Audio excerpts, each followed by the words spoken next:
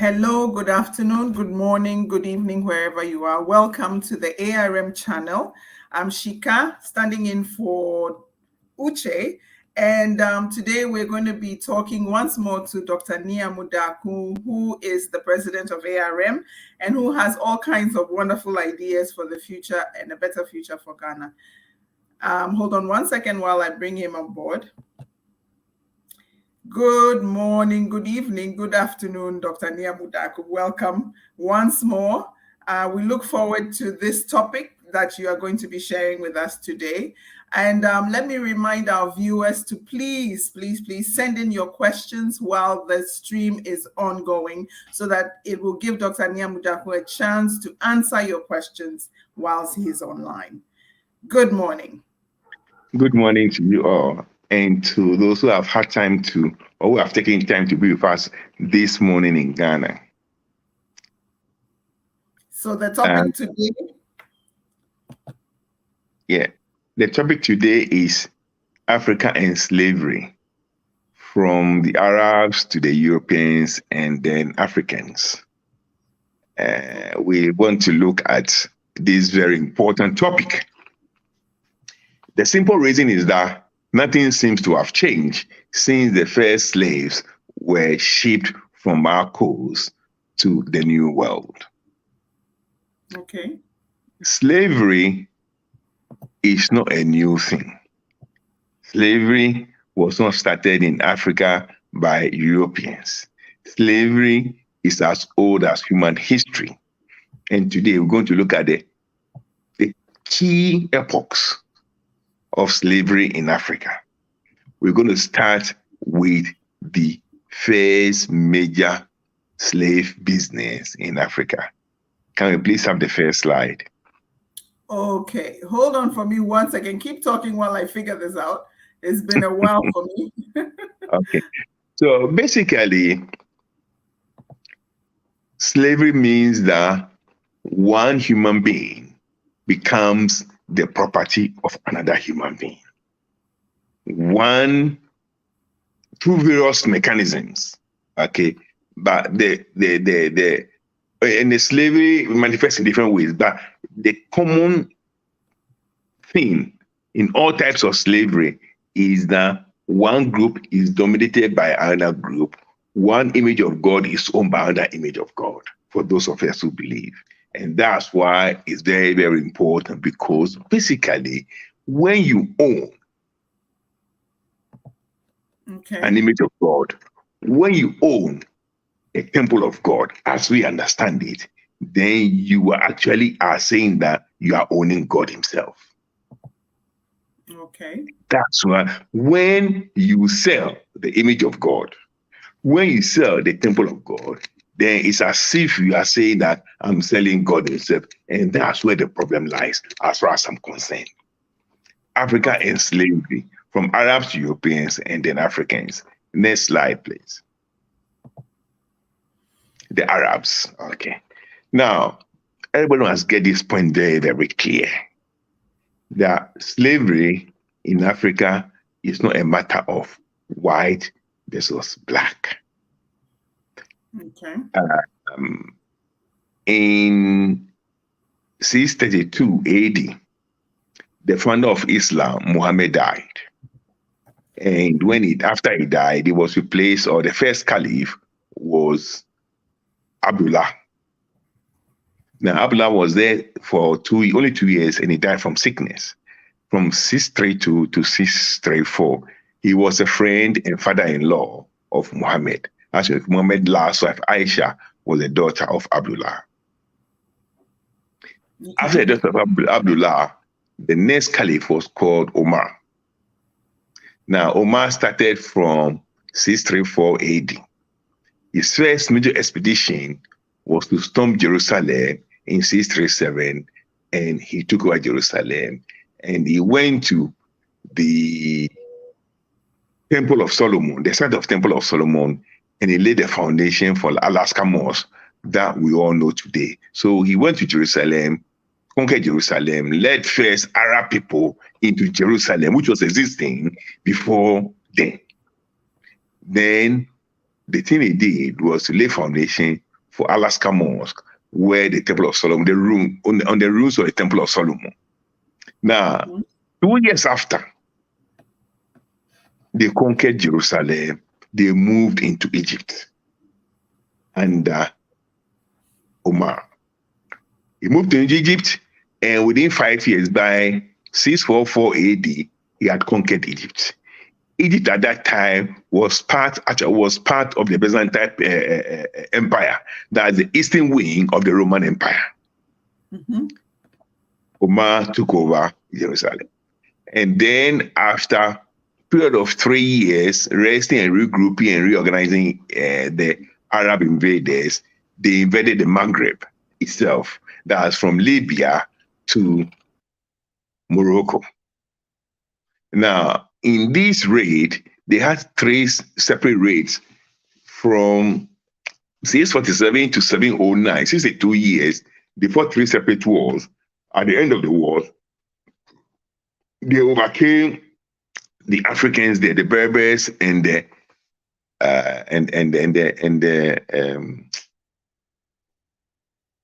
what do you call these people? The thousands of these people, the black people there, the Nubians. They overcame the Berbers and the Nubians, who were the original Africans in this place. Now, at the end of that war, they took 300,000 slaves. Wow. Of the Africans. And out of these 300,000 slaves, they sent 20%, which is the Islamic tradition, that during the time of Muhammad, any war they waged, the spoils of war, he took 20%. Okay. So they took 20% of these 300,000, which was 60%, 60,000, and they sent them to Damascus. At that point in time, the Umayyad Caliphate, the head of the Islamic whatever, was based in Damascus. The Umayyad Caliphate was based in Damascus as the spoils of war for the Caliph. Okay. And the Caliph then sold the 60,000 Africans and used the money to further the aims of Islam. Okay? The first slaves taken in Africa, 300,000 were taken, 60,000 was sent to the Caliph in Damascus, and he sold the Africans to spread Islam. When you see Islam anywhere, the human blood that was used to spread Islam was Africans taken from the Maghreb. Today, we have Arabs occupying African land, and they're taking over African heritage. People think that the pyramids were built by Arabs, but I'm telling you that Arabs conquered North Africa by 709. Over the pyramids have been built almost 4,000 years before Arabs. We built the pyramids. Okay. But it took us 300,000, 60,000 was sent to Damascus, and they sold them, and the money they used the money to spread Islam. I didn't write this. You can Google and check whatever you want to do. The history is there. The only occupied place in this world is North Africa. The only occupied place in this world is North Africa. So when those who know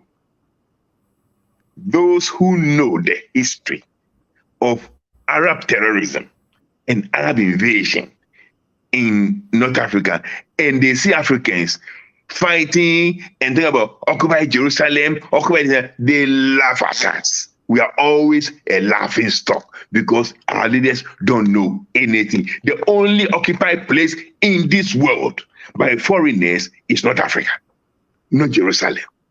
Omar went to Jerusalem. So one will argue that these people have been there for generations upon generations, so they consider themselves as part of the African continent, just much like how the white people in South Africa consider themselves as part of the continent. The white people in South Africa consider themselves as part of South Africa, but they have been put in their place. And when they came, they did not take 300,000 Africans as slaves and did not sell them to further the aims of a religion. Now, what played out in the 8th and 7th century AD is what happened again in Sudan. Okay. Yes, the same division again, they have actually decided that the north part belongs to them, and the Sudan, which belongs to Africa, now the northern and the bigger part is Arabic. We sit down in Africa, and we have people called Sahrawi Arab Democratic Republic. We have an Arab Democratic Republic in Africa, and you see Salava drooling African leaders supporting Sahrawi Arab Democratic Republic. What is an Arab Republic doing in Africa? That buffoon called Gaddafi, he actually named his country Libyan Arab Jamhuriya. But they invaded us. The Sahrawi, isn't that Saharan African? Yeah. Sorry, Saharan Arabic Republic. It's the land between Mauritania and Morocco. Western Sahara, yeah. Western Sahara, okay. Now, you see, people think it's religion. It's not religion. When Gukun Wade and Hissène Habré were fighting in Chad, who did Gaddafi support? It's over Gukun Wade, but they were all Muslims. But it's over Gukun Wade because he was of Arabic descent. There's no religion here, okay? It's Arabic conquest. When you go to Sudan, when you go to Darfur, every single person in Darfur is Muslim, African Muslim. And Omar al-Bashir, not happy with that, he came down and slaughtered 300 Africans in 1 month who were Muslim. So the issue is not religion. The issue is Arab conquest. No. So when we see that, well, okay, so so you are making a difference between Arab conquest and the Muslim conquest. They try to tell you that it's about spreading of Islam. Yes. But if it's about spread of Islam, why must Omar al-Bashir kill Muslims, 300,000 Muslims in Darfur? So it's not about Islam. It's not about Islam. It's about Arab conquest. Why must Gaddafi support Gukuni Wade, who actually was a settler in Chad? But then he would turn around and say he supports ANC against the whites. But he was supporting Gukuni Wade, also a settler in Chad, against Hissène Habré, who was a Muslim himself, but he was an African Muslim. Interesting. And he said the solution. He said the solution to South Sudan is to Arabize South Sudan. You can Google and check. I see. It's about Islam. It's about Arab conquest and enslavement of Africans. So that was the first time the Africans en masse were enslaved. And 20% of those who were captured and enslaved after fighting, you see the difference between what happened in North Africa and what happened in West Africa. After fighting for their land and they lost to the Arabs, they were enslaved and they were sold to further the aim of Islam. African blood was sold to further the aim of Islam. I did not write this. You can check for yourself. Next slide, please.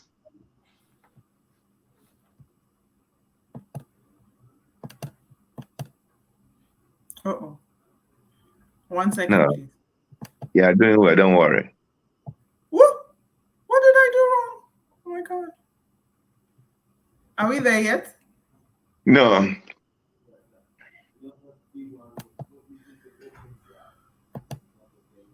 Yes, press the down button. Yeah, that's what I'm working on. Oh. Just 1 second, ladies and gentlemen. It's been a while.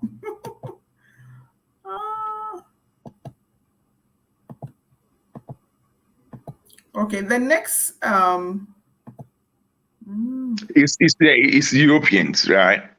Okay. I don't know what I wrote there, but I can talk about the story anyway. the next slide, the third slide, is about, we move from Arab. So now, okay, there we go. Okay, Europeans. So we have the Portuguese, you have the English, you have the Dutch, you have the Danes. I've not written Swedes and what's the other group? Norway. These are the four main ones. The actual slavery, the transatlantic slave trade, was started by the Portuguese. Now, the African slaves that appeared or that were brought to Jamestown in Virginia on 20th August 1619 were Angolan slaves brought by the Portuguese. That are the first group of slaves on record. Okay, they were Angolan slaves brought by the Portuguese. Now, let me say this. England actually joined the slave trade in 1640. At the time the Portuguese were doing these things, the monarch in England was incidentally called Queen Elizabeth I. Okay. When she was approached with the issue of slavery, she said something very profound.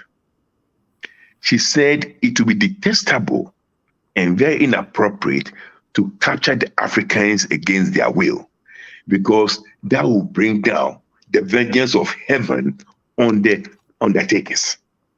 Wow. Yes. That is interesting.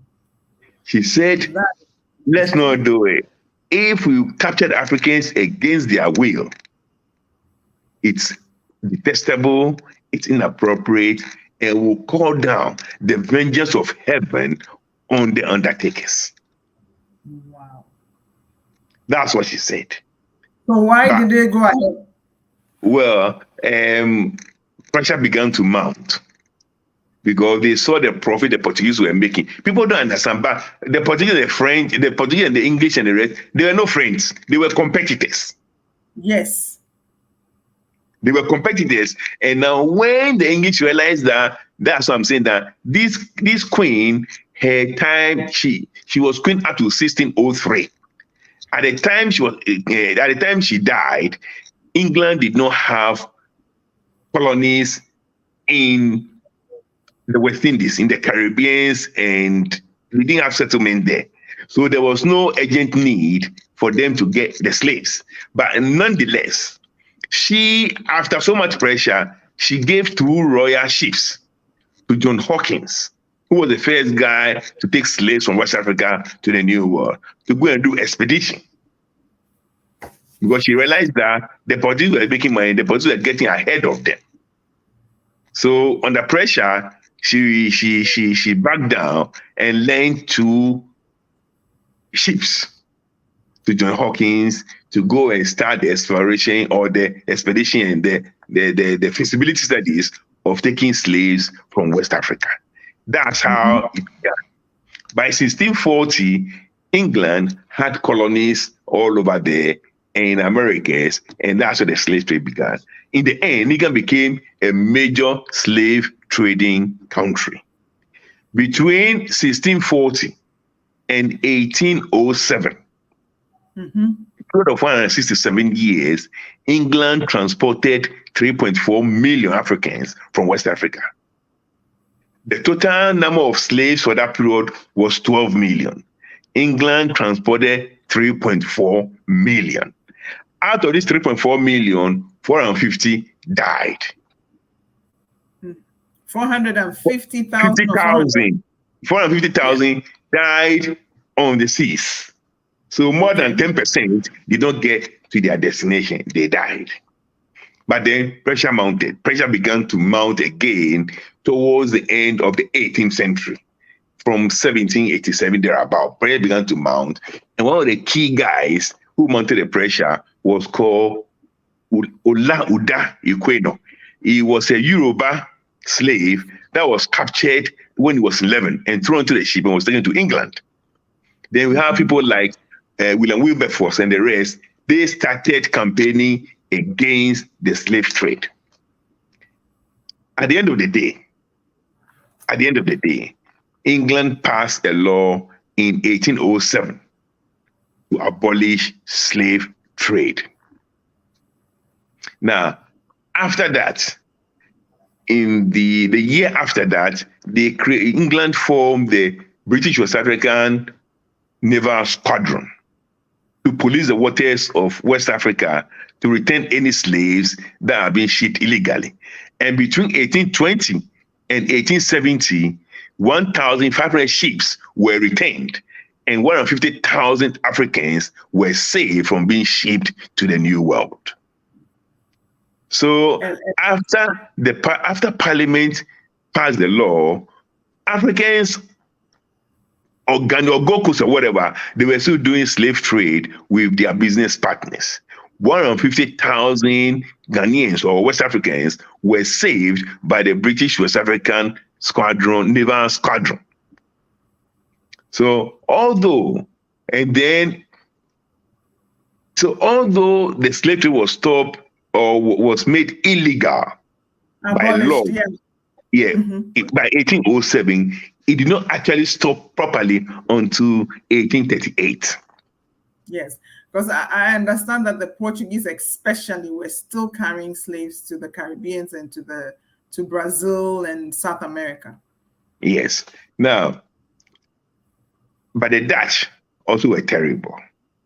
Now, the Dutch, for instance, they said to almost all Surinamese, black Surinamese that you know, they're from Ghana. Up to today, they still call God Onyankopon. They still pour libation. They still dress Akwajan.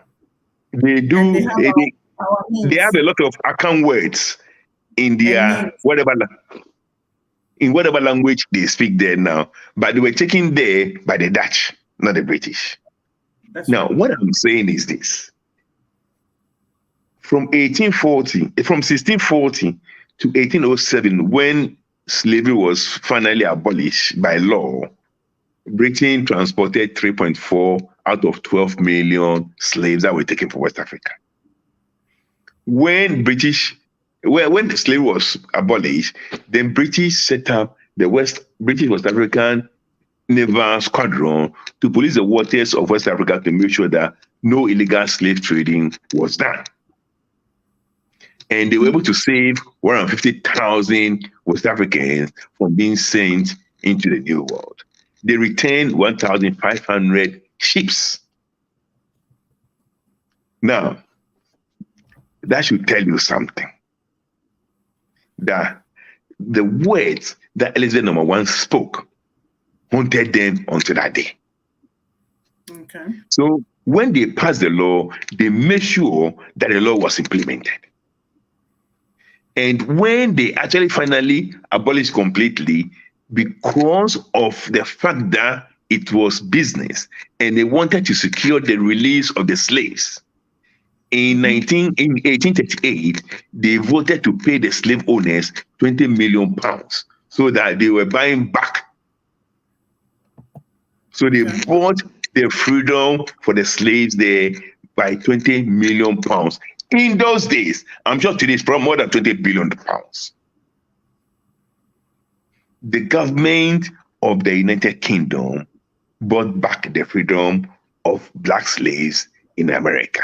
If you ask me, that was a good thing, but I probably think they could have done a bit more by actually giving money to the slaves too. But they will argue that, well, your own people sold you to us.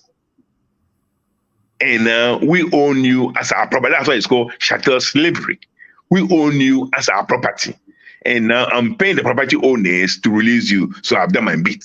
If you want more money, go back to your people who sold you to us. Next slide. Okay. Before we go to the next slide, I just want to thank the people who are online right now with us. It's Kenneth. Welcome, Kenneth. Welcome, Sophia, as well, our usual, and also Andra. Welcome to you all. I believe Engman is also with us today. Welcome and thank you for joining us. So that's the next slide.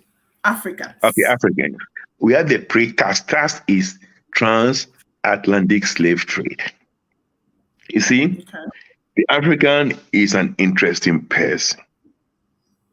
The last time I was telling you something that, I think I didn't say that, I wrote it somewhere, that when I went to England in 1992, and I saw St. Bartholomew, and I read that it was built in 1123, I was shocked.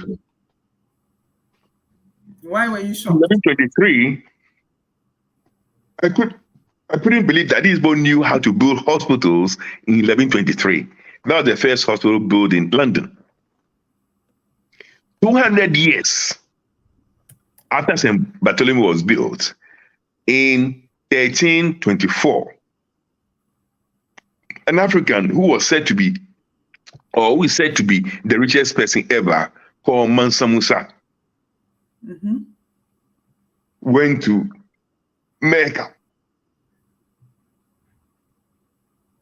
And on his way to Mecca, he went with 60,000 men and 12,000 slaves.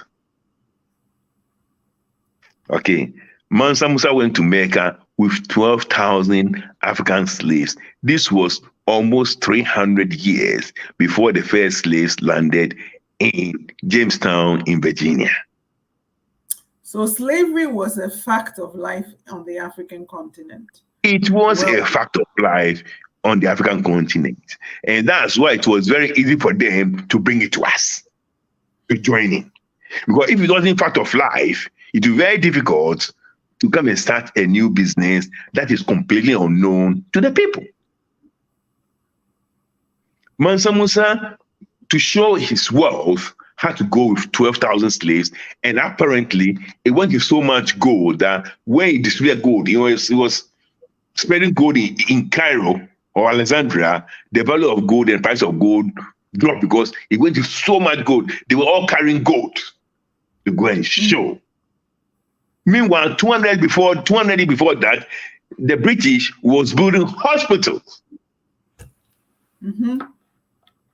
The British was building hospitals in 1123. In 1324, no hospital, no nothing. We were carrying slaves and go to somebody's country to go and show off.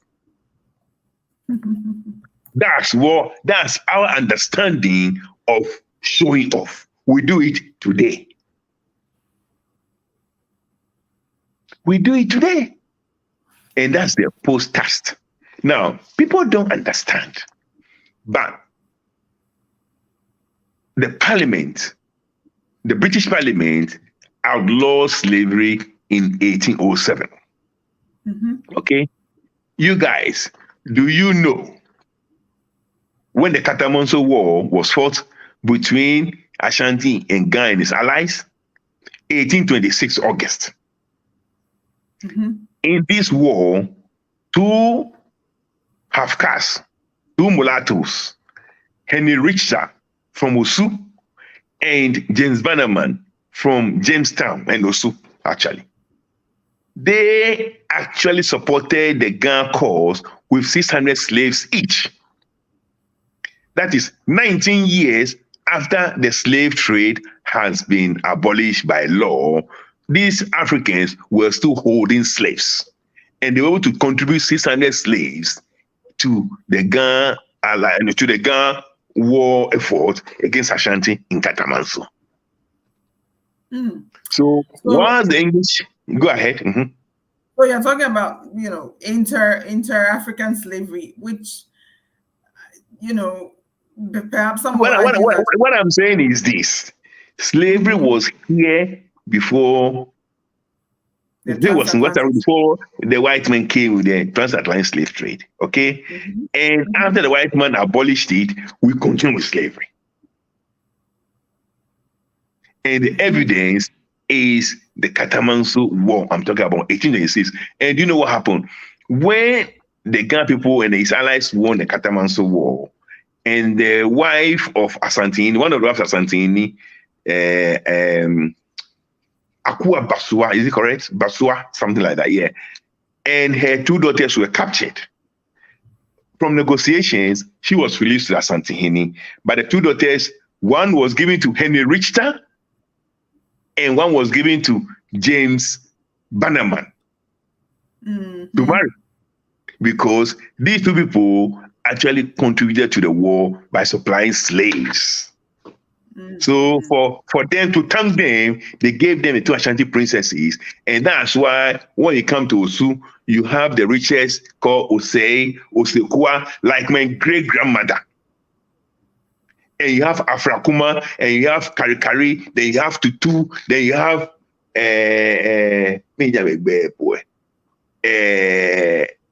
Tutu. I have cousins with all these names. And the same thing applies to the Banamans. Like my friend Kari Banama. It's called Kari Banama because also the one of the princesses was married to James Banama, who he descended from. So when you come to Osu, you see this name there. Now, because the ancestors were holding slaves when actually it's been abolished by law in Britain. And that's the post-caste slavery among Africans. Next slide. Okay. So I thought you were going to talk more about you were going to talk more about the way, the participation of the African people in the actual transatlantic. Yes, yeah, next slide. Okay. So the pretext what I was talking about Mansa Musa, that he himself was a massive slave owner. Now we're talking of an African that is said to be the wealthiest man up to today. Where did he get his wealth from? So it's not only today that we have a problem where the head of state is equal to the state. It's always been like that. Right now, Mansa Musa, the wealth of the Mali Empire was his personal wealth. So that when they are talking about Mansa Musa's wealth, they forget that Mansa Musa actually belonged to a country. He was the ninth Mansa of the Mali Empire. He didn't start it. But he came and appropriated the wealth of the whole kingdom to himself. That he could go out and go and spread the money over there and do everything, carrying slaves with him. Now, when people see you carrying slaves, your own people are slaves, it becomes very easy for them to engage in that business with you because already you do not actually value your own people. One man carried, I don't believe that he was only slave master in West Africa then, but he carried 12,000. And I'm sure all his lieutenants also had their own slaves. So now when we're talking about slave trade, we have to know that, like I always say, a trade always involves a seller and a buyer. You need to have a willing seller and a willing buyer. At some point, the willing buyer abolished the trade, but the willing seller tried to continue to deal with the slave illegally, and the willing buyer who stopped the trade set up a system to be able to retain the illegal slaves, and they retained 150,000 slaves in 50 years. They turned back 1,500 boats because they meant it.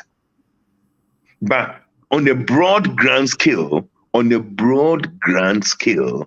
slavery was in West Africa before the white men came. Mansa Musa took 12,000 slaves to Mecca to go and show off, like Africans do today. Next slide. Okay, this is the invisible part of the mystery. I've spoken about Katamanso. Do you mean mystery or misery? Misery. Okay. Yeah, misery. The invisible part of the misery, the African misery. Okay. I was talking about Katamanso already. What happened there? That there were two Gold Coasters who supplied slaves well after it's been abolished in England. Then the new Mansa Musa. The new Musa. Do you remember last November? They said there was what they call COP26 about global emissions. Now, for those of you who don't know, I think I wrote an article about this. Australia is by far the world's largest exporter of coal. Coal is the number one enemy against the climate by those, the so-called climate, whatever. Now, Australia is the world number one exporter of natural gas. These are the major polluters. In that COP26, Australia was there attending G20 in Paris. From Paris, they came to COP26 in Scotland. They were there for 2 days with only 100 people, and they returned back to Australia after 2 days. But the Mansa Musas of today, Nana Akufo-Addo in particular, Ghana does not produce any coal. Ghana does not produce any natural gas. He went there with 337 people and he spent 2 weeks there. Of the top 6 countries that went to COP26 in terms of numbers, 4 were from Africa. Yet the total emission of Africa is just 2.5 of the global output. Australia, one country alone, is 1.3. Australia alone produces more emission than Australia alone produces 50% emission that the whole Africa produces. 2.5% of emission from Africa, 1.3 from Australia, yet they were there for only 2 days and for only 100 people. Ghana does not produce any emission at all. Went there with 237 people, and they were there for 2 weeks, wasting our money like Mansa Musa did. Like I said before, by 1123, they had built St. Bartholomew in London. In 1324, Mansa Musa was carrying all the money of his kingdom to another country to go and enrich them there with the gold. Nobody forced him to do that, but that's the way the African shows up. And that's what we do today, the new Mansa Musas. People believe that once they become president, they own the country. Now, you see a president who is begging for everything in the world. He will be flying $20,000 private jet per hour. It's the same Mansa Musa spirit. And this is the invisible part of the misery. We don't even understand why we are so miserable. We haven't shifted. The other time I was watching something, someone talking about Mansa Musa. Hey, Africans, we've done something before. Mansa Musa is judged to be the wealthiest man ever in history, because when you look at his wealth then to now, it's about $450 billion. Who cares? Go to Mali. Go to Mali. Before they can even sneeze, they have to go and ask permission from France. What did Mansa Musa do? We have St. Bartholomew in London today. What did he do? Then we can say, this is what he did in Mali. He took the gold to Mecca. And when he got to Egypt, he spread the gold there to the point that the value of gold dropped. And that is what we do. That is what we do as new Musas. And the West part is the galamsey we are talking about. Some time ago, some people came, they gave us whiskey and sugar, and we gave them our own brothers and sisters as slaves. We exchanged slaves with sugar and whiskey. Today, we are hearing that we are exchanging gold with sex with Chinese. It's the same thing. The same thing. We have no value system. We send human beings away for alcohol and sugar and beads. Today, we are sending gold away with sex, Chinese sex. Oh my. Chinese sex. The same thing, and it's even worse because now it's not only that we are sending gold away, we are destroying our water bodies, we are destroying our cocoa plantations. We are literally selling ourselves away. It's what you call the Esau syndrome. The Esau syndrome, and we don't see, and that's why I call it the invisible part of the mystery.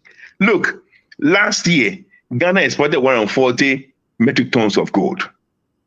Australia exported 330 metric tons of gold. Why won't the Chinese come to Australia to do what they are doing in Ghana?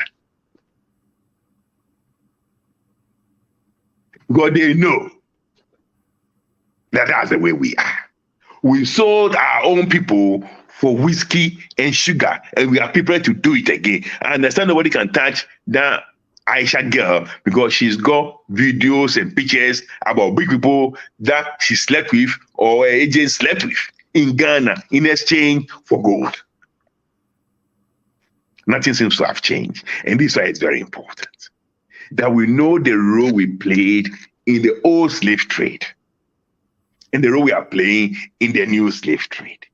In the olden days, they brought the slave ships to our coast and they pushed our children into it. Today, we are chasing them. We are going across the Sahara to go and beg to be slaves. And in our own land, we are exchanging the most important thing we have in our land, the gold standard, for sex. Has anything changed? And down the line, we'll be blaming Chinese for doing this to us. Just like we are blaming the West for enslaving us.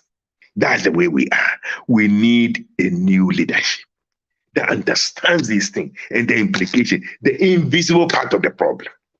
We don't see it, but it's happening right now. It's happening right now.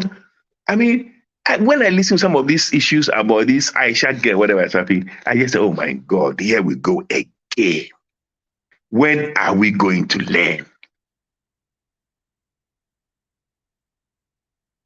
It's just change of titles, change of whatever, but it's the same mechanism. We are always eager to sell ourselves for pittance. We sold the image of God. We sold the temple of God for whiskey and sugar and beads. And today, we are selling our gold, our water bodies, our cocoa for sex with Chinese. Can you imagine? Anyway, brothers and sisters, slavery in Africa is not a matter of black and white. It's not a matter of black versus white. The Arabs started it. The enslavers sold us into slavery and used the money to advance the aims of Islam. The white man came. We sold ourselves, and this is the difference.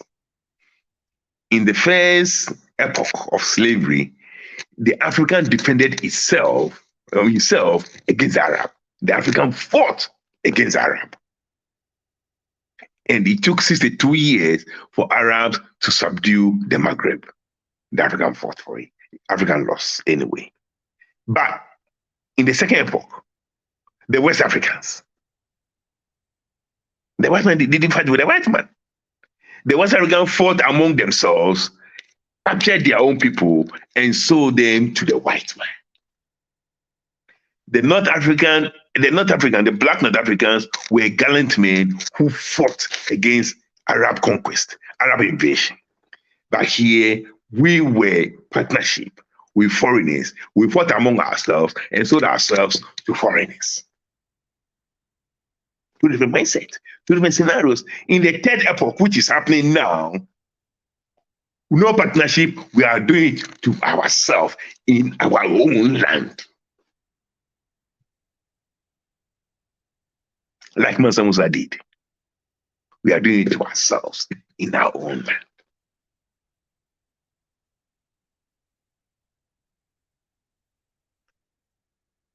When the South Africans sing Nkosi Sikelel' Africa, God, please calm down. Calm down. Calm down. Calm down now. Send your mighty power. Calm down now, because what is happening is unbelievable. Nkosi Sikelel' Africa, God bless Africa. That's what I can say. And let this disaster, because what I can feel in my bones is that the prophecy of Elizabeth I, that if you capture these Africans against their will, it will bring down the vengeance of heaven on the undertakers. Ghana is suffering the vengeance of heaven in partaking in capturing their own people. You see, Ghana is suffering. The vengeance of heavens is on Ghana. And we have to apologize. We have to do the right thing. The other undertakers, the West, they are having their own vengeance. When you see the level of drugs, ice, and what he's doing in the Western world, you know that there's a God who answers by fire. Mm-hmm. They destroyed our people, or they were partnering with our people to destroy our people. And now people are also destroying them.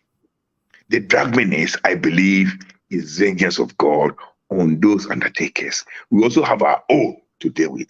And I'm saying again, we have to realize the role we played in the past, in the transatlantic slave trade, and we have to apologize and beg God for forgiveness.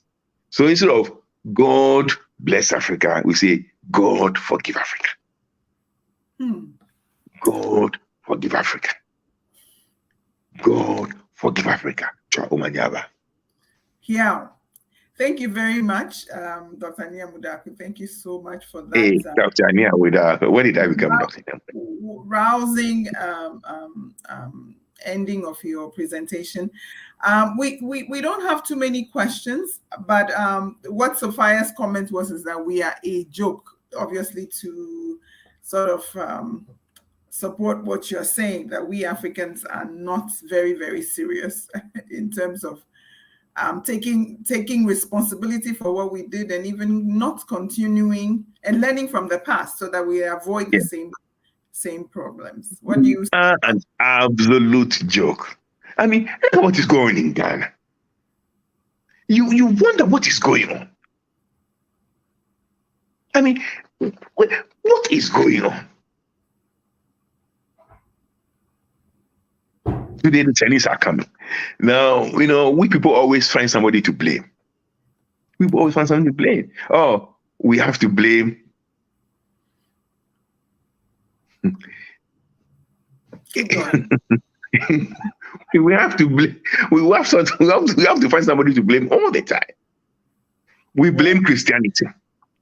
Right. We blame Christianity. Now the Chinese are coming. They are godless communists. We'll see what will happen. We'll see what will happen. We blame this. We blame that. Meanwhile, we don't accept that if we did not want, if we are resisted, like the Berbers and the Nubians in Africa, nobody would have colonized us. Nobody would have enslaved us. But we were willing undertakers. And like Eliana once said, those who undertake this perilous job will visit with vengeance from heaven. Okay. Mansa Musa took 12,000 to show off like Africans do. Really? Well, Mansa Musa, I thought he was filthy. Boss, where did he get the money from? That's Mali. That's Mali there. What can Mali? What does Mali have? What did Mali? I mean, look, we started misbehaving a long time ago. This was 1324. 700 years ago. 700 years ago. That's what we're doing. Okay. I mean, you are in UK. You know St. Bart's. It was built 200 years before Mansa Musa did what he did. Yeah. Why is Mansa Musa St. Bart's in Mali? We are not serious. Again, I guess it boils down to leadership, which is the same problem we have today. Sophia is here referring to the 2 weeks of shopping that they must have done when they went for the COP 2000. Oh yeah, and I know somebody who actually said openly that she never even stepped into the conference room. She was in the hotel enjoying. I know somebody. Yeah, and she's not the only one. Yeah, and she knows the person too. I'm not sure I know who they are. But that's what you do. You go to a funeral. I know people are walking in Accra beating their chests, driving cars, and where they come from, somewhere in Ghana, they haven't built one single school there. They are buying yachts and things like that, showing off. And people are in abject poverty. No schooling. Okay, so Kenneth here says, so I'm learning a different history in regards to Mansa Kankan Musa. Are these documented anywhere? Of course. Yes, Google Mansa Musa enslaved to Mecca right away. What you are hearing is the way they want us to look at ourselves. Oh no, as for you Africans, all you do is to show off. Let's blow your horns for you so that you keep doing that the more.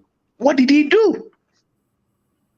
He took gold from Mali to Mecca. And when he got to Egypt, he was sharing the gold to the point that gold flooded the market, the value of gold dropped. They said that if he's evaluated today, it will be worth $400 to $450 billion. Where did he get that money from? Is that the money of Mali? Is that the money of his kingdom? But that's the way we look at it. Well, there are people who would argue that, well, in those days when people didn't know any better, that was just the way things were done. Kings went around showing their wealth and blah, blah. But 200 before that, the King of England was building St. Bartholomew. Right. And especially now, today, that we know better, or we should know better, we're still doing the same thing. Yes, because the mindset is the same. And that's why the African needs to reform his mindset. Look at the way, only this May, after elections in Australia, within 48 hours, the Prime Minister left the official residence. Do you know what he took away? His library and his last official car, case closed. Look at what Uhuru Kenyatta is doing in Kenya. Oh my goodness. Look at it. I was asking, how do you become an ex-president? I want to become an ex-president without becoming president so I can enjoy that ex-gratia. I mean, can you imagine what I'm telling you? The Australian Prime Minister, Australia GDP of $2.3 trillion, he left 48 hours after he lost the elections with his last official car and his library. Case closed. Which means that he was prepared for the possibility of losing. So yes. He was prepared ahead. He didn't have to lose to become a millionaire. Right. That's not the idea of losing. That's the idea of living power.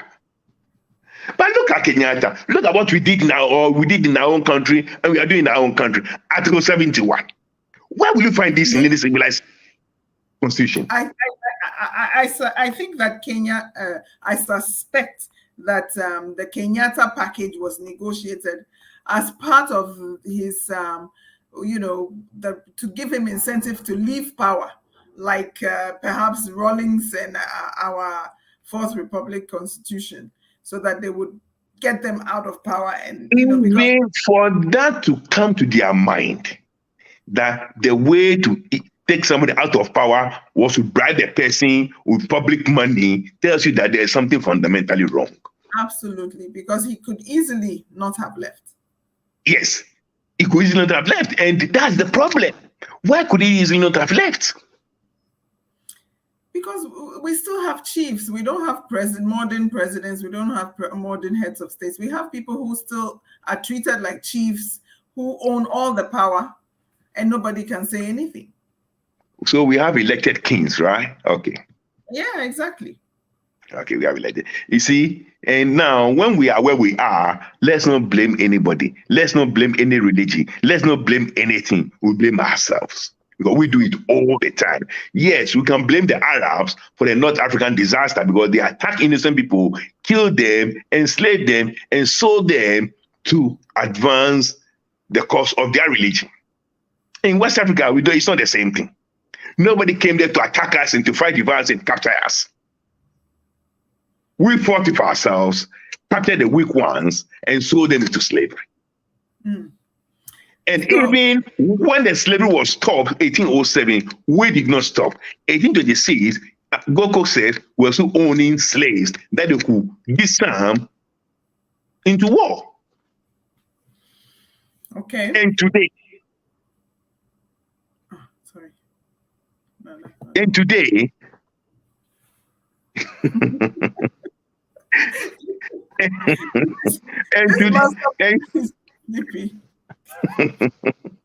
and today we have a scenario where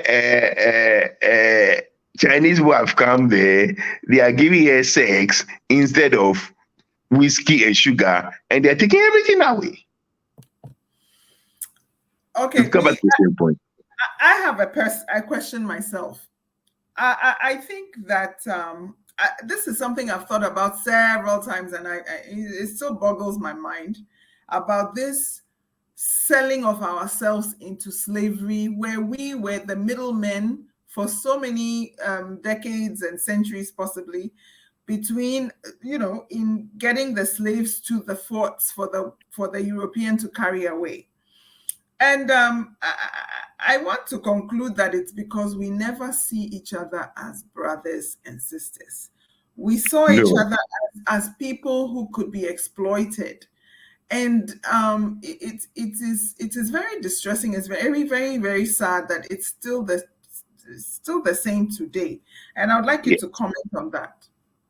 That is a good observation. That is true, to a large extent. We don't, or we still struggle with accepting that whether somebody is a Dagomba, an Ewe, a Ga, an Ashanti, or a Fanti, we are the same people. Igbo, we still struggle. Sometimes I listen and I say, oh my God, don't we ever go forward? Honestly speaking, it's so distressing that we talk in those terms still. What it means basically is that you can easily sell these other people that you think they are subhuman or that you think they are below you. If there should be a slavery today, you can easily say, because the same mindset is on. Exactly. But that is one side. The other side is that in actual fact, within the same ethnic groups too, they were selling each other. Yeah. So this concept in anthropology of othering, like they have this concept of this others. So when you put people in that category of others, then you cut off all links with them. Yeah. So you can do anything with them, basically. Yeah. It becomes very easy to do with them anyhow you want. Yes. And that concept is still alive today. Yeah. Oh, of course. We all know that. That's why somebody will pack a government with his incompetent relatives, whereas there are other people in the country who are able and have merit and can do much, much better. And yet, what surprises me is that all these jokers they put in government, they went to school in Ghana. They have classmates, and we all know how they perform in school. So you cannot come and tell me that person A is good. Well, he was my class. I mean, you cannot come and tell me that. But they walk around. You know what? There's something wrong. There's something fundamentally wrong, and we've got to find it out and deal with it. You see, when they praise the African, it's always very funny. If you're an African and the West is praising you, you got to check yourself again. You got to check yourself because you are doing something which is good for them. They've turned this Mansa Musa thing into a new religion because that's the way they want us to behave. Yeah, that's the way they want. I mean, when we are doing the what do you call it? The economic recovery program, the ERP and the other one. What do you call it? Structure adjustment and whatever. They were singing the praise of Ghana. Da da da da da da da da da. We all know that it was all lies. Yeah, they But just that's the way they want us to behave. Like this joker of the IMF, the managing director, talking about Ghana recently. An absolute joke, but that's the way they want us to be. And then you see the Ghanaian president or whatever trumpeting the lies being told by the IMF so that we remain slaves. Yeah, well, that is really absolutely sad. That is so sad, because obviously we have to understand what is the truth, and we have to understand why they are having that position, because the IMF as an institution has to justify its existence, justify its continued existence. They have to show cases of success, and therefore they have decided that they are not going to let Ghana fail, period. Yes. That's what it is. Yes. But they know Ghana has failed. Yes, exactly. And the Ghanaian government would then be trumpeting what the IMF is saying. All they know is that that is a lie, because that also makes it feel good about himself. And that's the way we think. They know, and they know that the government there will be supported by certain people because they are the family member of the president, or they are tribesmen of the president, and it keeps going on. It's just distressing. Yeah. If people don't know, when I think about this, what is going on and the way we are behaving, when I hear that, this Aisha girl, nothing can be done to her because she's got tapes on people, I say, there we go. Nothing changes. The more things change, the more they remain the same. Yeah. There's an interesting topic that you talk about a lot whenever you talk about this, the Courvoisiers of Accra. I'm very interested in that topic, and I wonder if you can enlighten us a little bit more about some of the families and some of the things that even in your own family. Yeah, but you see, that becomes because they'll come and hang me that, hey, you went and disgrace us to the whole world that you're this and that was. No, but the simple truth is this. The simple truth is this. You all know my name, right? My name is Nyamuda. Okay. The first person to be called that name in Accra was the nephew of Akwamuhini, Akwamumanche, and Sasasraku. His name was called Nana Amo. And he was a Kabosier. He was a broker for the Akwamuhini. Okay. This was in the late 17th century. Now, he was based in Accra, and he was dealing with the Dutch on behalf of the Akwamuhini. Mm-hmm. Okay. Now, he was thinking that he would succeed his uncle. But when Sasraku III died, he was bypassed, and his nephew was made Akwamuhini. So he got very angry. Very, very angry. So he defected from being Akwamu to become a Gan. Oh, and okay. That's how Otublohun was founded. So when sometimes I'm very happy and right, I'm the founder of Otublohun. That's what I mean. Now, his first child was called Daku. So both Amo and Daku defected to join Gan. And in 1730 to 1733 war, the last Gan-Kwamu war, he fought on the side of Gan. And because he was a slave broker, he was very wealthy. Mm-hmm. He gave money and he gave slaves to the Gan cause, and the Gan people defeated Akwamu and pushed Akwamu into the river basin. And then he became the Nifahini of the Gan state. Okay. So that's how Otublohun was formed and became part of Gan. It wasn't originally part of Gan. It was Akwamu. It was Akwamu settlement in Accra for slave business and to supervise, because you have to understand that Akwamu defeated Gan finally in 1680. So the Akwamu said, you are my uncle, you are my nephew, you are the ambassador of Akwamu in Gan. You do my business for slavery, and you also look after these belligerent Gan people for me. Marry their people so that you have that link. Yeah, exactly. Okay, so that's how Otublohun was formed. Otublohun, as a foundationalist, was a slave brokering entity. Wow. A major one. All right. So when I call myself Niamuda, first founder of Otubro, this is what it means. But I don't like it so much because the person who I was named after was a Kabusier, was a slave broker. Oh, okay. Now, when you come to Osu, it's even worse. Okay. Now, Osu Ashanti, where my mother comes from, is a holding bay of Ashanti slaves. We know them. When I was growing up, my grandma would tell me, "Oh, don't go here. This place, they used to keep slaves there, and they have snakes in the ceiling. They celebrate yam for it. Whatever. Don't go there. It's a dangerous place. These people, if you make a mistake and you argue somebody, yeah, they know they'll call you Donkofonyu. Donkofonyu means you are a slave. You know slaves, because we know them. Okay, because this slavery ended not too long ago. Ashanti was a holding bay for Ashanti slaves. They will bring them there, and then they will sell them. When the time came for market days at Salaga, they'll merge them to Salaga, or they sell them directly to the Osu Castle. And not only that, those of you who are in Osu, or you know the place called Okante Shikache.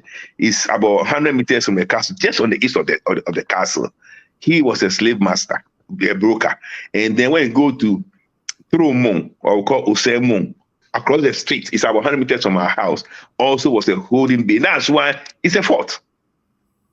Okay? Osu had 2 forts and 1 castle. When I told you the last time that out of the 46 slave castles and forts, 36 are in Ghana alone. You have 3 in Osu alone. So we know the families. Okay. Now, when you go to Okante Shikache, right now, it's like haunted. When you go into the house, it's very funny. One of his great-grandchildren, Uncle David, he used to be my tailor when I was a kid. So I used to go to that house until I was told a story, and I stopped going there. But when you go there today, it's funny. When you go to, there are places in Ashanti, that have been locked up.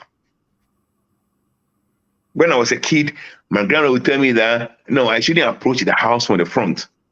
I should approach the house from the back. I should come from the stadium, because that part, that's the part they used to take the slaves out onto the street. When you say Bloom means street. The street that in front of our house, when it's actually Bloom, that street, that is where they used to take the slaves, and they match them with what do you call that? Wooden whatever on their neck. They match them from there to the machine. They say, "Oh, your bad spirit, bad spirit, don't pass the bad spirit." So the history, I can talk about this a whole day, because the history of slavery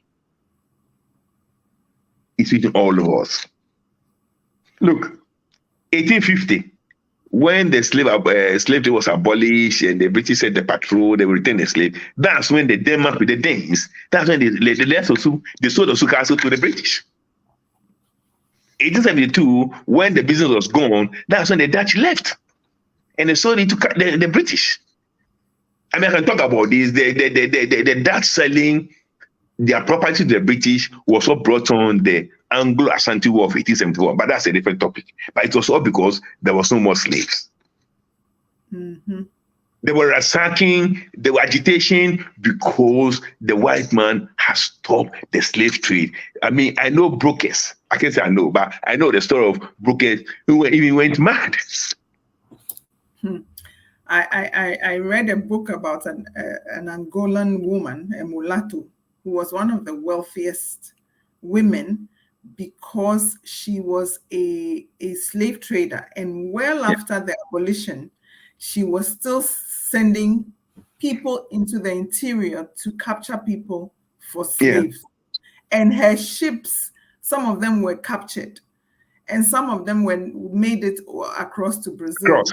And they said as they approached, they would cover the human cargo with chickens, live chickens, to disguise the whole cargo.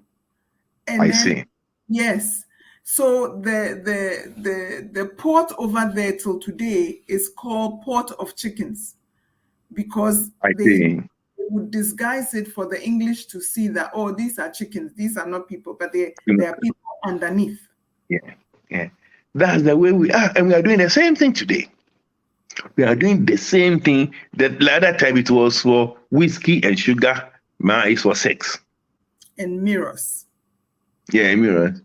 I mean, really. I mean, really. Chinese. Oh, are they? Oh God. The consciousness is so dark.